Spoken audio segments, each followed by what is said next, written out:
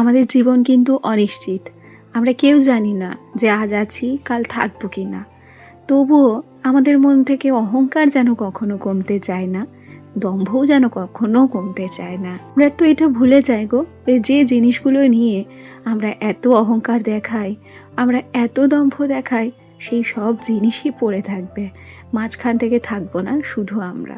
সুতরাং যে কদিন মানুষ থাকে সবার সঙ্গে হেসে খেলে মজা করে কাটাতে হয়, আর সেই সাথে অহংকারকে মন থেকে ত্যাগ করতে হয়, তবেই হালকা হওয়া যায়।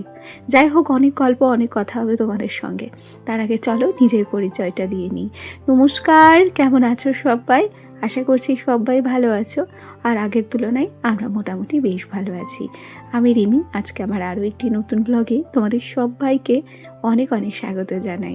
আজকের ব্লগটি বিকেলবেলা থেকে শুরু করেছিলাম। সকাল হোক কিংবা বিকেল কিংবা হোক রাত, সংসারের কাজে কোনো কমতি কিন্তু থাকে না। সব সময় কিছু না কিছু কাজ প্রত্যেকটি ঘরের বউদের থেকেই যায়। এই তো দেখো না, দুপুরের পর থেকে একটু রেস্ট পেয়েছিলাম। তারপর বেশ কয়েকটা জামা কাপড় ছিল, সেগুলো রোদে মেলা ছিল, সেগুলোকে তুলে ভাঁজ করে নিয়েছি। ছেলেটাও দিকে খেলছে, আজকে ওর শরীরটা একটু ভালো আছে। ওকে জ্বরের ওষুধ খাওয়ানো হয়েছে, অ্যান্টিবায়োটিক খাওয়ানো হয়েছে, তারপর একটু খেলা করছে। ও যখন যখন ভালো থাকে তখন তখনই খেলা করে, আবার যখন যখন শরীরটা খারাপ করে তখন গিয়ে ঘরে চুপ করে শুয়ে পড়ে। যাই হোক, এই জ্বরটা কিন্তু আমাদের খুব ভাবাচ্ছে। এখন হচ্ছে বিকেলবেলা, গুছিয়ে উঠোনটাকে ঝাড় দিচ্ছি। এখন তো গরমের সময়, আর তার উপরে আমাদের উঠোনে এবং ঘরের সামনে না বড় বড় গাছ আছে, সেই শুকনো পাতাগুলো পড়েছে, আর খুব তাড়াতাড়ি উঠোনগুলো নোংরাও হয়ে যায় জানো। আর এই যে আম দেখছো, এটা একদম আমার ঘরের সামনে। আমগুলোতে গুটি চলে এসেছে, এরা ছোট্ট ছোট্ট আমে পরিণত হয়েছে। এই আমগুলোই আবার দেখতে দেখতে বড় হয়ে যাবে। যে সময় আমের মুকুল ছিল সে সময় আম গাছটাকে দেখতে ভারী সুন্দর লাগতো, তবে এখনকার সৌন্দর্য একদম অন্যরকম। রাত্রিবেলা ছিল হচ্ছে বেদের জন্মদিনের নিমন্ত্রণ। সন্ধ্যাবেলা আমার সোনার আবার জ্বর এসেছিল, ও এখানে আসতেই চাইছিল না। তবে যেহেতু জ্বরের ওষুধ খাওয়ানোর পর শরীরটা একটু ভালো লেগেছে, আর এখানে ওর অনেক স্কুলের বন্ধুরাও এসেছে, তাই এক প্রকার সোনাকে নিয়ে আমি কিন্তু জন্মদিনে এসেছি।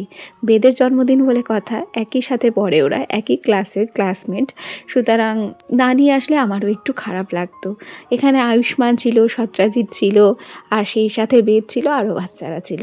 কেকটা আমার ভীষণ পছন্দ হয়েছে জানো, ভারী সুন্দর লাগছে না ছোটো ফ্রেম কেকটা দেখতে। আর এটা হচ্ছে আমার বান্ধবী শম্পা, ওরাও এসেছিল। ওরা একটু দূর থেকে এসেছিল, তবে আমার বাড়ি কাছাকাছিই ছিল। এখানে অনেক ইয়ার্কি টিয়ার্কি মারছিলাম, ছেলেটাও খেলা করছিল। তবে রাত্রিবেলা বাড়ি গিয়ে আমার সোনার আবার জ্বর এসেছিল। আর আজকের আবহাওয়াটাও যেন ভীষণ খারাপ ছিল। যখন আমরা নিমন্ত্রণ খেতে এসেছিলাম, রীতিমতো দমকা হাওয়া বইছিল, আর সেই সাথে মেঘ ডাকা। কি ভয় যে লাগছিল। তবে আমার তো পাড়াতেই বাড়ি, সেই জন্য আমার অতটাও বেশি চিন্তা হয়নি। তবে যারা দূর থেকে এসেছিল তাদের একটু চিন্তা হচ্ছিল। শম্পাকে বলেছিলাম আমাদের বাড়ি আসতে, মেঘের ভয়ে সে আর আমাদের বাড়ি যেতে পারেনি। আচ্ছা, এই ভিডিও ক্লিপটা শেয়ার করছি তোমাদেরকে পরের দিন সকালবেলা থেকে। এসেছিলাম হচ্ছে একটু বাগানের দিকে, এখানে বিট এবং গাজরের গাছ লাগানো আছে। তুলে দেখছিলাম যে বিটের সাইজ কেমন হয়েছে। বিটগুলো একটু বড় হয়নি গো, ছোট ছোট সাইজের হয়েছে। তবে আমি যেহেতু এগুলোকে তুলে ফেলেছি, আর কোনো কিছু করার নেই। আর এখানে গাজর গাছটা দেখেছো, দেখে মনে হচ্ছে যে গাজরগুলো হয়তো অনেক বড় হয়েছে, তবে না গো, গাজরগুলো একদম ছোট ছোট আছে। আমি একটু মাটি সরিয়ে সরিয়ে দেখছিলাম। এই মাটির চাকটা যখন সরাই তখন খেয়াল করছি একটা কোড়ে আঙুলের থেকে ছোট্ট পুচকি গাজর, দেখো, দেখে কি হাসি লাগছিল। যাই হোক, তবে কিছু গাজর বড়ও হয়েছিল, সেগুলো আমার দেওর তুলে দিয়েছে। বড় বলতে খুব বড় না, এই যে এটুক এটুক সাইজ। গাজরগুলো নিয়ে এখন যাব বাড়ি। ওদিকে বিছানাটাও পড়েছিল, তাই ঝটপট করে এলাম বিছানাটা গোছাতে। যে সংসারটা দেখছো, একটা সাজানো গোছানো সংসার। এই সংসারের পেছনেও কত গল্প আছে। একটা মানুষের সংসার কি একদিনেই তৈরি হয়? হয় না। একটা সাজানো গোছানো সংসার তৈরি করতে অনেক সময় লাগে, অনেক পরিশ্রম, অনেক কিচ্ছু ব্যয় করতে হয়। তেমনই টিনের ঘরে আমার এই সংসার একদিনে পরিপূর্ণ হয়নি। একটু একটু করে আমি এই সংসারটাকে পরিপূর্ণ করেছি, নিজের মতো করে সাজিয়েছি, গুছিয়েছি। তাই জানো তো, এই সংসারটাকে আমি নিজের মতো করে আগলে রাখতে চাই। আর আমি চাই যে আমার সংসারের প্রতিটা কাজ যেন গুছিয়ে করতে পারি।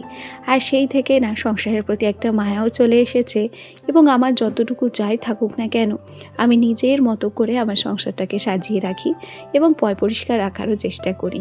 জানো তো, আমরা যে জায়গাটায় থাকি, আমাদের যে সংসার, সেই সংসারটাকে যদি আমরা পরিপাটিভাবে রাখতে পারি তাহলে আমাদের মাইন্ডটাও ফ্রেশ থাকে।